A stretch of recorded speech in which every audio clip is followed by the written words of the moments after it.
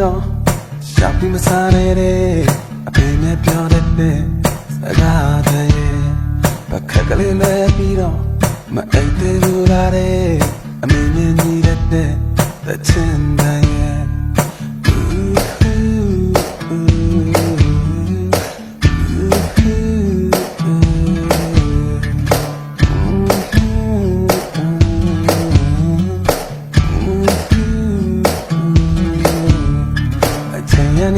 ကြည့်တဲ့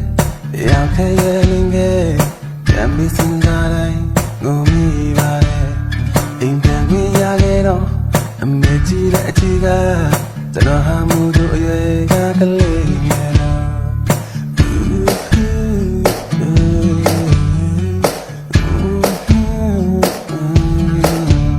အခက်ခဲများကျွန်တော်ကြောင်တိုင်းလေး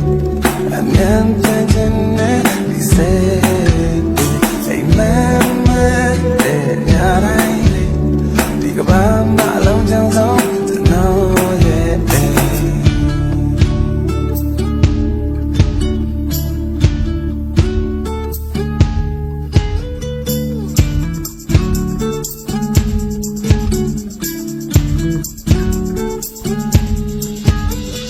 ဒီအထက်အားနဲ့တိုင်းတော့အတွေ့များတဲ့လမ်းရှာလို့ပြများတော့တဲ့အတိတ်ကိုလမ်းမီလို့ပြန်လမ်းမီလို့ဒီအထက်ဝမ်းနဲ့တိုင်းတော့စိတ်ကူးများတဲ့လမ်းရှာလို့ပြများတော့တဲ့အတိတ်ကိုလမ်းမီလို့ပြန်လမ်းမီလို့အတွန်းတိုင်းရ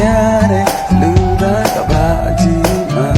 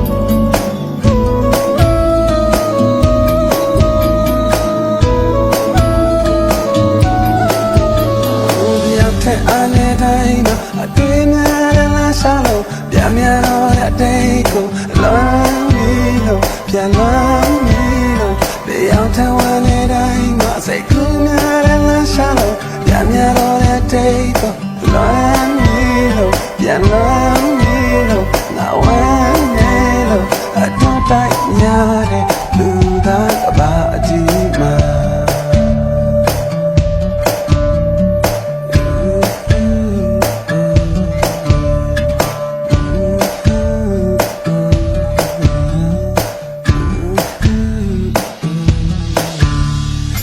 ခဲမြကျွန်တော်ကြောင်တိုင်းလေးအမြန်ပြန်တင်နေဒီစိတ်ပဲအိမ်မက်တဲ့ညတိုင်းလေးဒီကဘာမှလုံးချုံဆောင်ကျွန်တော်ရဲ့